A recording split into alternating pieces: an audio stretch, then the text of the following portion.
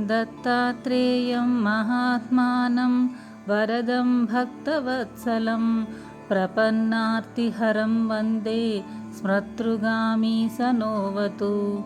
दीनबन्धुं कृपासिन्धुं सर्वकारणकारणं सर्वरक्षाकरं वन्दे स्मृतृगामी सनोवतु।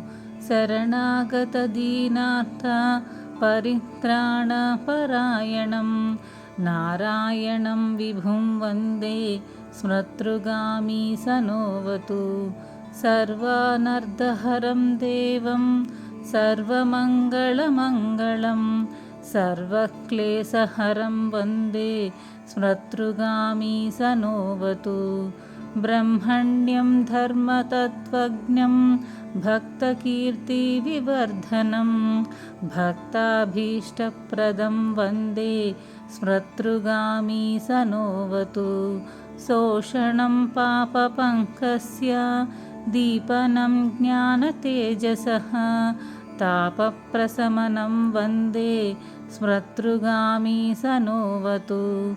सर्वरोगप्रशमनं सर्वपीडानिवारणं विपदुद्धरणं वन्दे स्मृतृगामी सनोवतु। जन्मसंसारबन्धज्ञं स्वरूपानन्ददायकं निःश्रेयसपदं वन्दे स्मृतृगामी सनोवतु।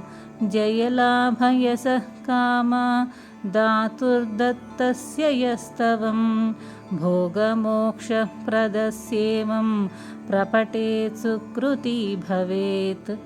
इति श्रीवासुदेवानन्द सरस्वती स्वामी विरचित दत्तस्तवं सम्पूर्णम्।